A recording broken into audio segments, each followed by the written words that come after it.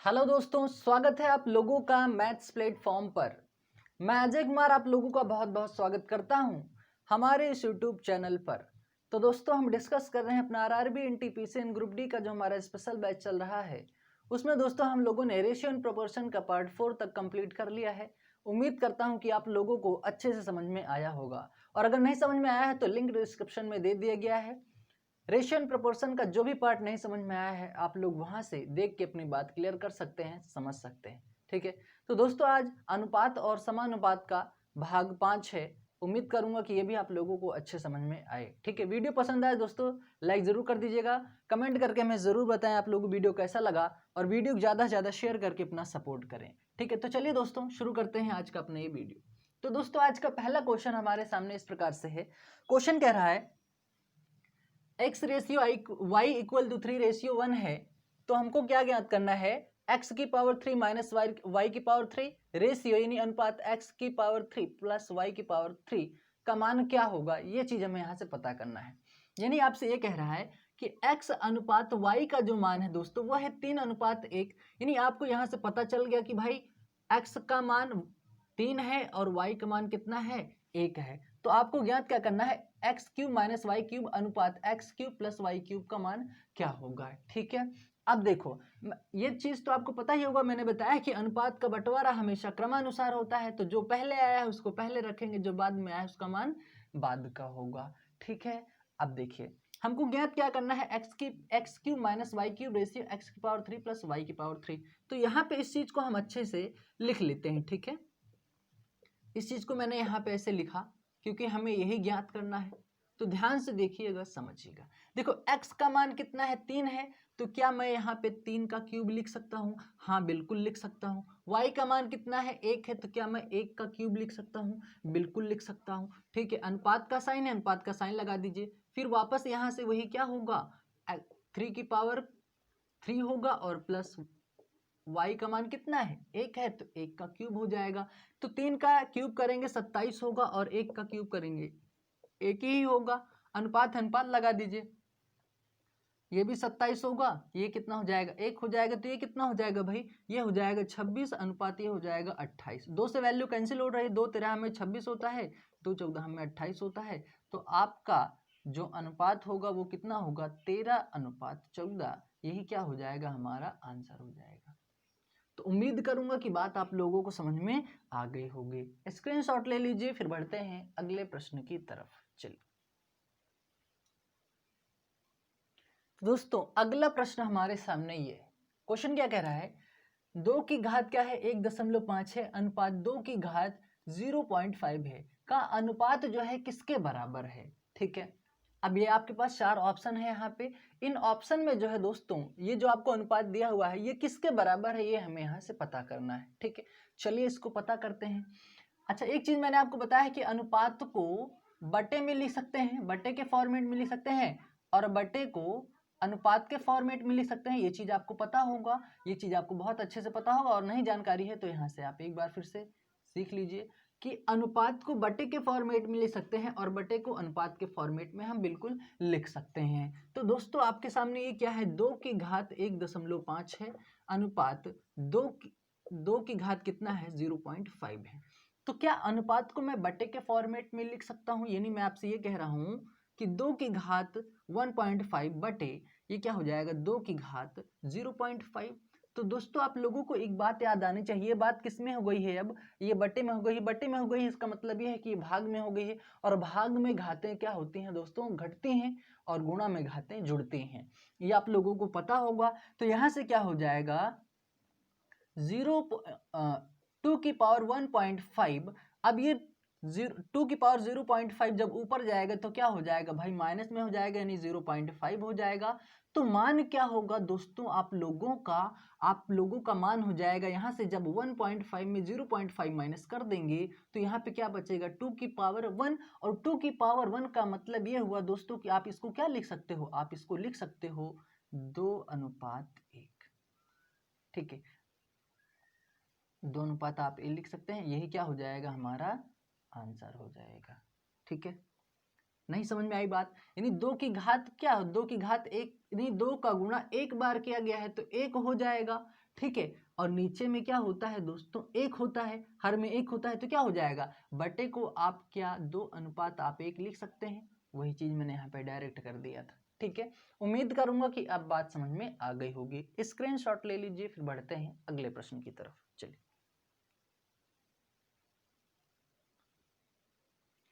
तो दोस्तों अगला क्वेश्चन हमारे सामने इस प्रकार से है। ठीक है, क्वेश्चन क्या कह रहा है, यदि एक धनराशि को A:B:C में इस प्रकार बांटा जाए कि A का हिस्सा B के हिस्से से 2 गुना और B का हिस्सा C के हिस्से से 4 गुना है, तो ABC का अनुपात ज्ञात करो। ठीक है, अब यहाँ पे देखो क्वेश्चन क्या कह रहा है, A का हिस्सा B के हिस्से से 2 गुना है, यानी A का हिस्सा जो है B के हिस्से से कितना गुना है भाई, 2 गुना है। तो आप इसको क्या लिख सकते हैं, 2 गुना कौन है, 2 गुना कौन है, A है, तो आप इसको क्या लिखेंगे, 2:1। फिर आगे में प्रश्न बोला कि B का हिस्सा C के हिस्से से 4 गुना है, C के हिस्से से 4 गुना कौन है, B है, तो आप इसको क्या लिखेंगे, 4:1 लिखेंगे। आप इसको अनुपात में बना सकते हैं।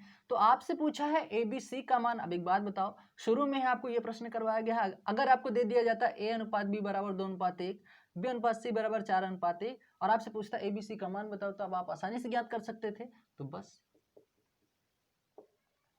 ABC का आपसे अनुपात पूछा है, A:B का मान क्या है, 2:1 है, और B:C का मान क्या है, 4:1 है, तो B:C का मान 4:1। बस जहां पे खाली है वहां पे वो संख्या बढ़ा दो। ठीक है, ये क्या हो जाएगा, 4 दूना ये 8 हो जाएगा, 4 का नम 4 होगा, ये कितना हो जाएगा, 1 नम 1 हो जाएगा। तो ABC का अनुपात क्या बनेगा, 8:4:1। यही हमारा क्या होगा, राइट आंसर होगा। ठीक है, उम्मीद करूंगा कि बात समझ में आ गई होगी। स्क्रीनशॉट लो, फिर बढ़ते हैं आगे। चलिए, तो दोस्तों अगला क्वेश्चन हमारे सामने ये है। ठीक है, क्वेश्चन क्या कह रहा है, 3 संख्याओं का योगफल कितना है, 245 है। 3 संख्याओं का योगफल 245 है। यदि पहली और दूसरी संख्या का अनुपात 2:3 है तथा दूसरी और तीसरी संख्या का अनुपात 5:8 है, तो दूसरी संख्या ज्ञात करो। ठीक है, अब यहां से समझते हैं क्या कह रहा है कि 3 संख्याएं हैं, उनका योगफल कितना है। योग तो आपको दे दिया गया है, कितना है भाई, 245 है। फिर आगे बोला पहली और दूसरी का जो अनुपात है वो कितना है, 2:3 है। और आगे क्या कह रहा है, दूसरी और तीसरी संख्या का अनुपात क्या है, 5:8 है। दूसरी और तीसरी संख्या का जो अनुपात है वो कितना है, 5:8 है। तो सबसे पहले तो हमें पहली, दूसरी और तीसरी का अनुपात पता करना पड़ेगा, और जो कि आप लोगों को अच्छे से मैंने बताया है। पहली, दूसरी और तीसरी का जब अनुपात पता करने के लिए बोले तब आप क्या करेंगे, जैसे ABC का पूछ लेते तब आप क्या करते, जैसे वहां पे करते वैसे यहाँ पे करेंगे। 1 और 2 का अनुपात कितना है, यहाँ पे पहली और दूसरी का अनुपात है 2:3 और दूसरी और तीसरी का अनुपात है 5:8। यही तो है। अब यहाँ पे आप क्या करेंगे, 3 को बढ़ाएंगे और यहाँ पे आप 5 को बढ़ाएंगे, कितना हो जाएगा, 5 दूना 10 हो जाएगा, 5 तिहाई 15 हो जाएगा, और ये कितना हो जाएगा, 8 तिहाई 24 हो जाएगा। तो पहली, दूसरी और तीसरी का अनुपात आ गया 10:15:24। तो इन्हीं संख्याओं का योग आपको कितना दिया गया है भाई, 245। इन्हीं संख्याओं का योग दिया गया है 245। ठीक है, तो जब इनका योग निकालेंगे तो कितना होगा, यानी पहली प्लस दूसरी प्लस तीसरी, इन संख्याओं का योग, इनका संख्याओं का योग कितना है, 245। यानी संख्याएं क्या है, 10 प्लस 15 प्लस 24। यानी ये अनुपात में है, ये ध्यान दीजिएगा। ठीक है, ये अनुपात में है, तो क्या हो जाएगा, ये इन संख्याओं का अनुपात कितना दिया हुआ है, इन्हीं संख्याओं का अनुपात कितना है, 245। जब इनका योग निकालेंगे, ये ए मतलब दोस्तों अनुपात कितना हो जाएगा, 25 25 24 कितना हो जाएगा, 49 अनुपात कितने का, 245 का। तो इसको जब वैल्यू कैंसिल आउट करेंगे तो ये कितनी बार जाएगा, 5 बार। तो दोस्तों क्या हुआ, यहाँ पे एक अनुपात जो है 5 का बना है। एक अनुपात दोस्तों जब आपका 5 का बना है तो आपसे पूछा कौन सी है, दूसरी, और दूसरी का मान है कितना है, यहाँ पे 15। तो दोस्तों यहाँ पे आप क्या करेंगे, 15 गुणे एक अनुपात कितने का है, 5 का, तो 15 कितने का होगा, 15 गुणे 5 कितना हो जाएगा, 75। यही क्या होगा, हमारा राइट आंसर होगा। ठीक है, उम्मीद करूंगा कि बात आप लोगों को समझ में आ गई होगी। स्क्रीनशॉट ले लीजिए, फिर बढ़ते हैं आगे। चलिए, तो दोस्तों अगला क्वेश्चन हमारे सामने ये, ठीक है। क्वेश्चन क्या कह रहा है, एक व्यक्ति के पास 560 मीटर लकड़ी का टुकड़ा है, 560 मीटर लकड़ी का टुकड़ा है। यदि छोटे भाग की लंबाई बड़े भाग का 75% है तो छोटा भाग ज्ञात करो। यानी छोटे भाग की लंबाई कितनी होगी ये हमें यहां से ज्ञात करना है। तो चलिए सबसे पहले तो आपको जो लकड़ी का टुकड़ा है कितना मीटर है भाई, लकड़ी का टुकड़ा ये लिखने की जरूरत नहीं है लेकिन फिर भी मैं यहां से अलग से इसको लिख ले रहा हूं, 560 मीटर है, ठीक है। फिर क्या कह रहा है, छोटे भाग की लंबाई बड़े भाग का। अब का मतलब क्या होता है दोस्तों, जिस संख्या के साथ का या से लग जाता है वो मान हमेशा कहाँ लिखी जाती है, नीचे लिखी जाती है, यानी हर में लिखा जाता है। तो दोस्तों ये क्या है, ये हो गया छोटा भाग और ये हो गया बड़ा भाग, ठीक है। अब एक बात बताओ दोस्तों, 75% को आप क्या लिख सकते हो, 75% को आप लिख सकते हैं 75 बटे में 100, 75 बटे में 100 लिख सकते हैं। तो ये क्या बोला है, बड़े भाग का कौन है, बड़ा भाग कौन है भाई, का कौन है, का हमेशा नीचे लिखा जाता है, तो का ये बड़ा भाग हो गया, यानी ये क्या हो गया, ये 100 हो गया और ये क्या हो गया 75। और वैसे भी छोटे भाग की लंबाई बड़े भाग का 75% है, तो देखो बड़े भाग का ये क्या हो गया 75% हो गया छोटा भाग। तो यहाँ से क्या बन गया, अनुपात बन गया। और जब ये अनुपात बन गया तो वैल्यू कैलकुलेट भी हो रही है, कितना हो जाएगा, 25 3 75 हो जाएगा, 25 चौका 100 हो जाएगा। तो दोस्तों व्यक्ति के पास 560 मीटर लकड़ी का टुकड़ा है और हम कह रहे हैं कि दोनों को मिला के 3 और 4 कितने टुकड़े हैं भाई, 7 अनुपात का टुकड़ा है, ठीक है। और है कितना 560 टोटल, 7 8 कितना हो जाएगा 56, यानी एक अनुपात दोस्तों बना आपका 80 का, एक अनुपात जो है कितने का बना 80 का बना। तो हमसे पूछा है छोटे भाग का, तो छोटा भाग है कितना 3। तो दोस्तों आप यहाँ से छोटा भाग निकाल सकते हैं, छोटा भाग कितना हो जाएगा, जब एक अनुपात 80 का है तो इसी तरह 3 कितने के हो जाएंगे, 8 3 24 यानी 240 मीटर का। यही क्या होगा, आप लोगों का आंसर हो जाएगा, ठीक है। उम्मीद करूंगा कि आप लोगों को बात समझ में आ गई होगी। स्क्रीनशॉट लो, फिर बढ़ते हैं आगे, चलिए। तो दोस्तों अगला प्रश्न हमारे सामने ये है, ठीक है। क्वेश्चन क्या कह रहा है, एक त्रिभुज के कोणों का अनुपात कितना है, 2:3:5 है, तो सबसे बड़े कोण का मान बताओ, ठीक है। अब यहां से हमें कैसे पता चलेगा भाई बड़े कोण का मान कितना होगा या छोटे कोण का मान कितना होगा, तो यहाँ पे आइए सीखते हैं। तीन त्रिभुज यानी 3 कोणों के अनुपात का मान कितना है, आपको दिया हुआ है 2:3, ये कितना है भाई 5, कितना है 5, ये आपको दिया गया है, ठीक है।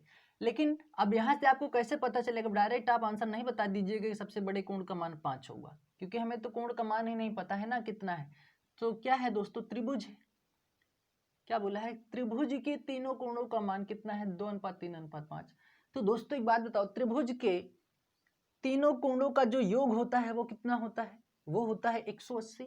वो कितना होता है 180 डिग्री होता है, यही होता है त्रिभुज के तीनों कोणों का योग 180 डिग्री होता है। तो दोस्तों यहाँ पे 2 3 5 5 10, हम तो कह रहे हैं 10 अनुपात कोणों का योग जो है, कोणों के अनुपातों का योग कितना है 10 अनुपात है, लेकिन त्रिभुज के कोणों का जो अनुपात होता है 180 होता है, तो उसके हम बराबर इसको रख देंगे, तो ये 0 से 0 कैंसिल हो जाएगा, यानी एक अनुपात दोस्तों कितने का बनेगा आपको 18 का। सबसे बड़े वाले का पूछा है तो सबसे बड़ा कौन है 5, यानी तीसरे वाले का आपसे पूछ लिया है, तो आप क्या करेंगे, सबसे बड़े का पूछा है तो आप यहाँ पे क्या करेंगे, बड़ा कोण। देखो दोस्तों जब एक अनुपात दोस्तों 18 का, तो इसी तरह 5 कितने के हो जाएंगे, 18 पंचे 90 डिग्री हो जाएगा। और छोटे वाले का पूछा होता छोटा कोण, तब आप क्या करते, एक अनुपात दोस्तों 18 का है, तो दोस्तों इसी तरह 2 कितने के हो जाएंगे 36 का। तीनों का पूछा होता, तीनों का जैसे पूछा होता, तो एक अनुपात 18 का, तो 3 कितने के हो जाएंगे 54 के। और तीनों को आप जोड़ना, 6 4 10, 5 3 8, 9 3 12, 5 कितना हो जाएगा 17 1 18, वापस फिर 180 ही आ जाता है, ठीक है। तो अलग अलग अगर आपसे पूछता है तो आप अलग अलग उसका बता सकते हो, तीनों को पूछता आप तीनों को बता सकते थे। ठीक है, तो उम्मीद करूंगा समझ में आ गया होगा। स्क्रीनशॉट ले लीजिए, फिर बढ़ते हैं आगे। चलिए, तो दोस्तों अगला क्वेश्चन हमारे सामने ये है। ठीक है, क्वेश्चन क्या कह रहा है, 1250 रुपए की राशि को ए बी सी में इस प्रकार बांटो कि ए को बी का 2/9 भाग मिले तथा सी को ए का 3/4 भाग मिले, तो बी का भाग होगा। ये हमें यहाँ से ज्ञात करना है। तो आइए समझते हैं। ठीक है, क्या कह रहा है, ए को बी का मतलब दोस्तों होता है गुणा। यहाँ पे बी का क्या कह रहा है, 2/9 भाग, और यहाँ से कह रहा है बी को सी का 3/4 भाग। तो दोस्तों आप का को क्या लिख सकते हैं, आप का को गुणा लिख सकते हैं, का मतलब गुणा होता है। तो दोस्तों यहाँ से हमें ए अनुपात बी पता होना चाहिए और यहाँ से बी अनुपात सी पता होना चाहिए, जब ही तो हम बी का मान पता कर पाएंगे, बी का भाग क्या होगा। ठीक है, तो आइए समझते हैं। जब बात गुणे में हो और मान उसी के बटे में हो तो दोस्तों मान अपरिवर्तित रहता है, यानी बी का मान हो जाएगा 9, और जब बी का मान दोस्तों 9 होगा तो ए का मान क्या होगा, यहाँ से 2 होगा। तो अनुपात क्या बनेगा, 2:9। तो ए का मान क्या पता चल गया आपको, 2, और बी का मान क्या पता चल गया आपको, 9। उसी तरह यहाँ पे सी का मान यहाँ पे हो जाएगा, 1 मिनट, सी को ए का यहाँ पे ए है। ठीक है, तो ए का मान कितना होगा भाई, यहाँ से ए सी पता कर लेते हैं। तो बी का मान यहाँ हो जाएगा 3 और ए का मान हो जाएगा 4। तो दोस्तों यहाँ पे जो आपका रेशियो बनेगा वो क्या बनेगा, 4:3। ठीक है, यानी ए का मान यहाँ से पता चला 4 और सी का मान क्या पता चला भाई, 3। तो दोस्तों सबसे पहले हम यहाँ से पता करेंगे ए अनुपात बी अनुपात। अब थोड़ा यहाँ पे ध्यान देने वाली बात यह होती है कि सबसे पहले तो आपको ए अनुपात बी का मान दिया हुआ है, कितना है, 2:9। 2 अनुपात आपने 9 लिख दिया। उसके बाद आपको दिया हुआ है ए अनुपात सी दिया हुआ है। अगर मैं सी यहाँ पे रखता हूँ तो क्या मैं 4 और 4 यहाँ पे रख के 3 यहाँ पे रखूंगा, ऐसा तो रखा नहीं जाता है। ठीक है, तो मैंने ये भी तरीका आप लोगों को बहुत अच्छे से क्लियर करवाया है कि यहाँ पे सी रखना पड़ेगा। ठीक है, तो ए का मान क्या होगा, 4 अनुपात सी का मान 3। तो उम्मीद करूंगा कि मेरी ये बात आप लोगों को समझ में आ गई होगी। अब आगे यहाँ पे 4 बढ़ाएंगे और यहाँ पे 2 को बढ़ाएंगे, कितना हो जाएगा भाई, 2 तिहाई 6, 4 दूना 8 और 9 चौक कितना हो जाएगा भाई, 36 हो जाएगा। 2 से वैल्यू और कैलकुलेट हो रही, 2 तिहाई 6, 2 चौक 8, 2 18 में 36। ठीक है, तो यहाँ पे तो अनुपात ये जो है सी ए बी का अनुपात है, ये क्या है, सी ए बी का अनुपात है। तो दोस्तों आप यहाँ से पता कर लो किसका, हमें तो पूछा है बी का भाग होगा, तो चलो ठीक है बी का भाग हम पता कर लेते हैं। बी का भाग होगा दोस्तों, यहाँ से देखो सबसे पहले तो हमें ये पता करना होगा कि इनका अनुपातिक योग क्या है, क्योंकि इन्हीं तीनों में तो हमें 1250 रुपए की राशि क्या करनी है, बांटनी है। तो दोस्तों यहाँ पे क्या हो जाएगा, 4 3 7, 18 4 22 3 कितना हो जाएगा भाई, 27 हो जाएगा। और 27 को यहाँ से आप 27 अनुपात कितने का है, 1250 का है, 1250 यहाँ पे लिखिए। ठीक है, अब उसके बाद आप लोगों को करना क्या है, 18 4 22 3 25 होगा यहाँ से। तो दोस्तों 25 पंचे 125 होता है। तो एक अनुपात दोस्तों आपका कितने का बनेगा भाई, एक अनुपात बनेगा आपका 50 का। तो बी का पूछा है तो बी है कितना, देखो बी यहाँ से आपका 18 है, तो बी का भाग क्या होगा, जब एक अनुपात जो है दोस्तों 50 का, तो 18 इसी तरह कितने का हो जाएगा, गुणा कर लीजिए, 18 पंचे 90, यानी 900 रुपए होगा। अगर यहाँ पे आपको बोलता ए का भाग बताइए तो आप यहाँ पे क्या बताते, ए का भाग, जब एक अनुपात 50 का, तो ए का मान देखो यहाँ पे 4 है, आप यहाँ पे लिखते 4, तो 50 चौका यहाँ पे हो जाता 200 रुपए। अगर सी का पूछता सी का भाग, तो दोस्तों आप क्या करते, जब एक अनुपात 50 का, तो इसी तरह सी कितना है, सी है 3, 50 3 150। और दोस्तों अगर आप इनको जोड़ोगे वापस से, फिर से 1250 होगा, देख लीजिए ये 0 हो जाएगा, ये 5 हो जाएगा, 9 2 11 1 12, वापस से 1250 आएगा। हमसे पूछा है बी का भाग, तो बी का भाग कितना होगा भाई, 900 रुपए होगा। यही हमारा आंसर हो जाएगा। अगर आपसे अलग अलग पूछता तो आप अलग अलग भी बता सकते हैं इस प्रकार से। ठीक है, स्क्रीनशॉट ले लीजिए, फिर बढ़ते हैं आगे। चलिए,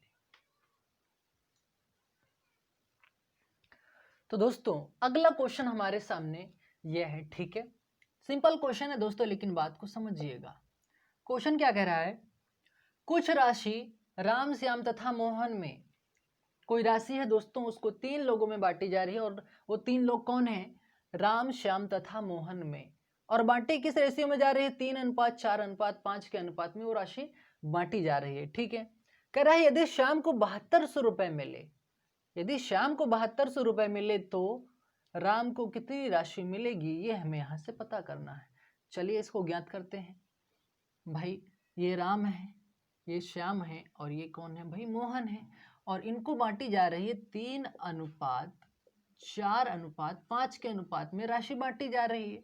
ठीक है, आगे क्या कह रहे हैं, यदि श्याम को 7200 रुपए मिले, यदि श्याम को 7200 रुपए मिले, ठीक है, यही तो कह रहा है, श्याम को 7200 रुपए मिल गया भाई। चलो तो दोस्तों यहाँ पे देखो श्याम का अनुपात है कितना, श्याम का अनुपात है 4, तो दोस्तों क्या मैं 4:7200 रख सकता हूँ, हाँ मैं बिल्कुल रख सकता हूँ। तो वैल्यू यहाँ से कैंसिल आउट करेंगे दोस्तों, तो 1 अनुपात जो है दोस्तों कितने का बनेगा, 1800 रुपए का।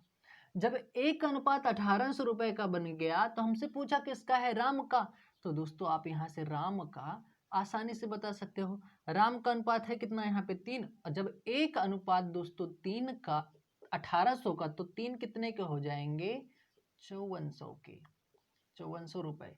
तो दोस्तों यहाँ पे राम का जो राशि होगा कितना होगा, 5400 रुपए। अगर यहाँ पे बोलता मोहन का, तो दोस्तों आप यहाँ से मोहन का भी पता कर सकते हैं। तो दोस्तों जब 1 अनुपात 1800 का, तो इसी तरह 5 कितने के होंगे भाई, 90, यानी 9000 के हो जाएंगे।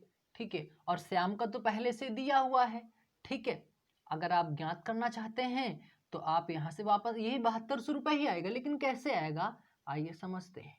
श्याम का कितना होगा, जब 1 अनुपात 1800 का आप निकाल चुके हो, तो 4 कितने का हो जाएगा, 18 चौक 7200।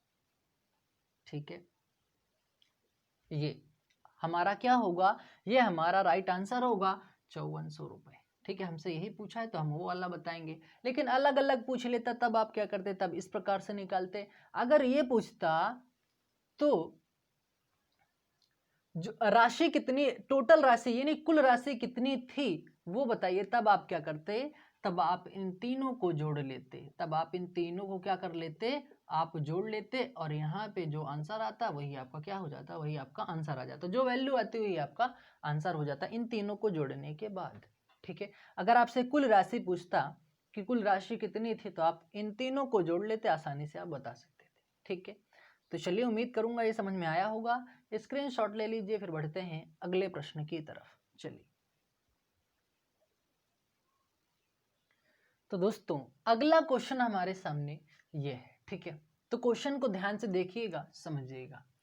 क्वेश्चन कह रहा है, एक किसान के पास कुछ गाय तथा कुछ मुर्गे हैं। ठीक है, यदि सिरों की संख्या 48 तथा पैरों की संख्या 120 है, तो गाय तथा मुर्गे का अनुपात ज्ञात करो। गाय तथा मुर्गे की संख्याओं का अनुपात ज्ञात करो।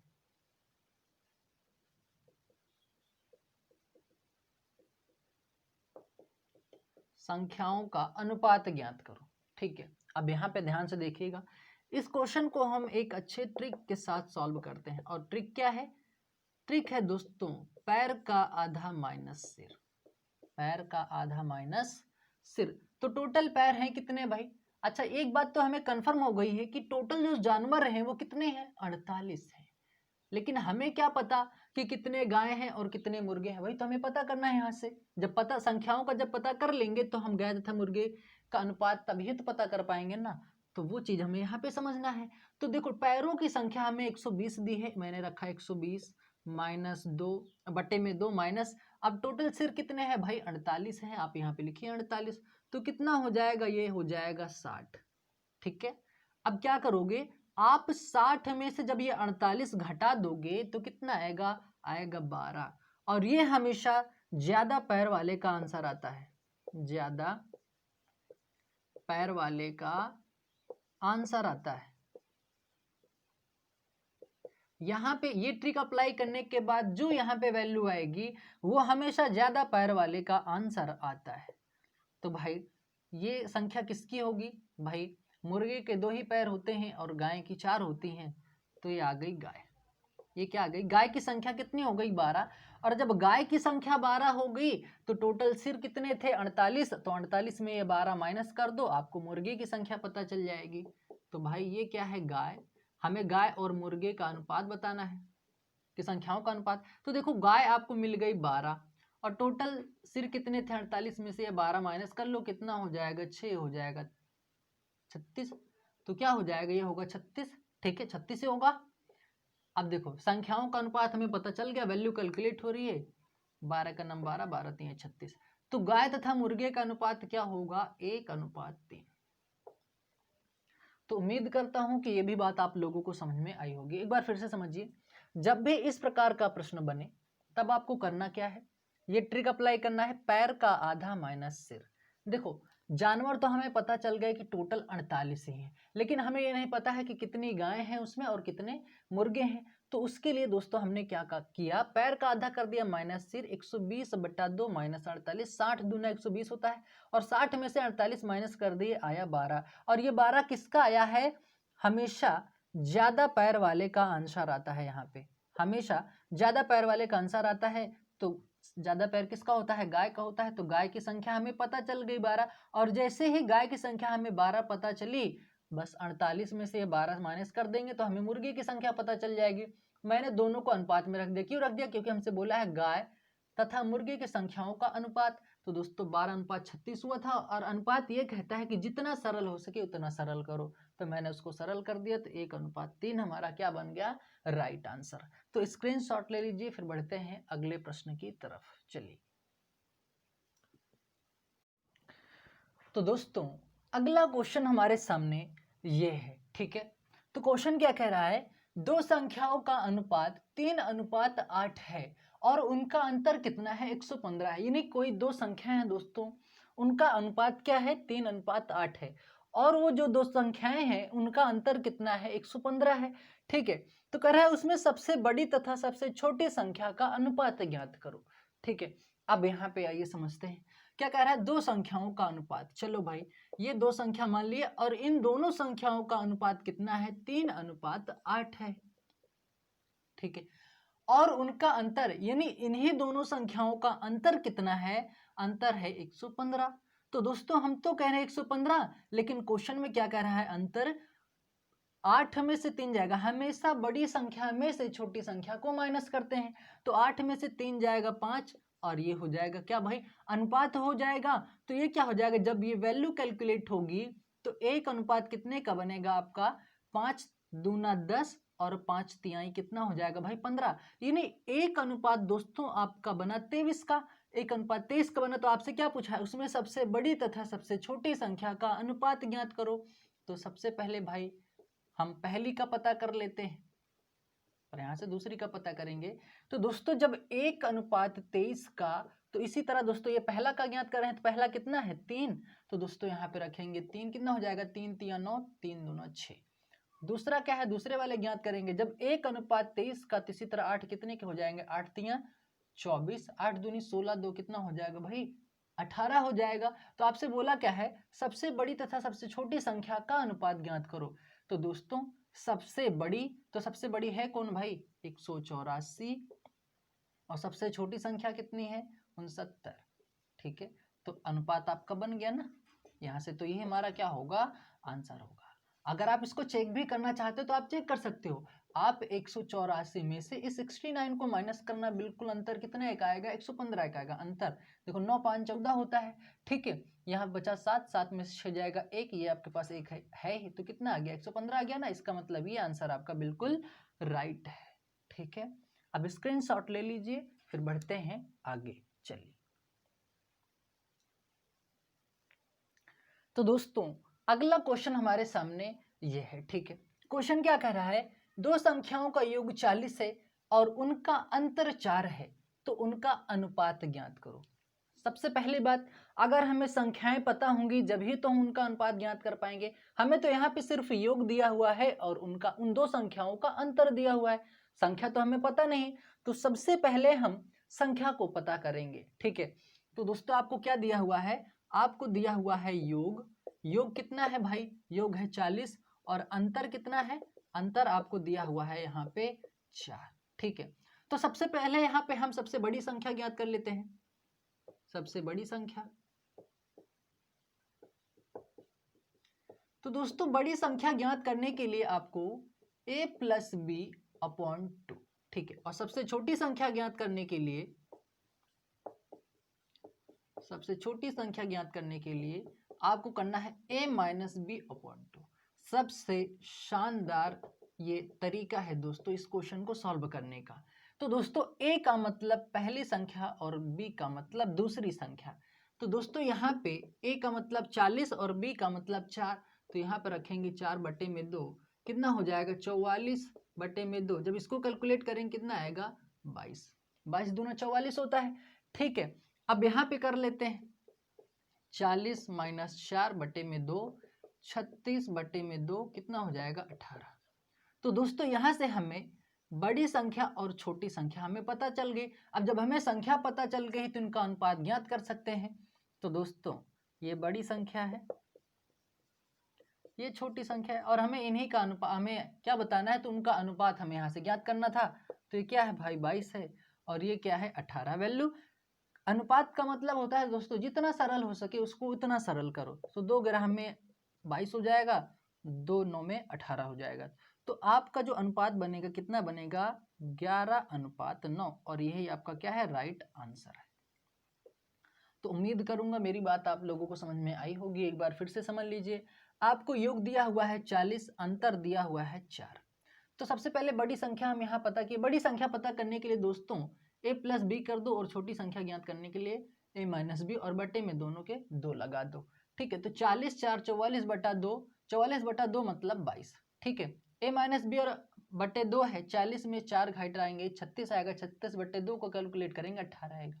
तो ये हो गई बड़ी संख्या, और ये हो गई क्या भाई, ये हो गई हमारी छोटी संख्या। अगर आप देखना चाहते हो तो देखो, अगर आप इन दो संख्याओं को जोड़ोगे तो बिल्कुल कितना आएगा 40 आएगा, 8 2 कितना हो जाएगा 10, और 3 1 कितना होगा 4। तो योग क्या बन गया भाई, ये योग ही तो आया ना, देखो मैंने योग किया, तो योग क्या है 40, और इन्हीं का अगर आप अंतर लोगे तो अंतर क्या बनेगा 4। तो अंतर देखो भाई 4 आपको क्वेश्चन में दिया हुआ है कि नहीं दिया है, इसका मतलब है कि आप लोगों का ये क्वेश्चन बिल्कुल सही है, ठीक है।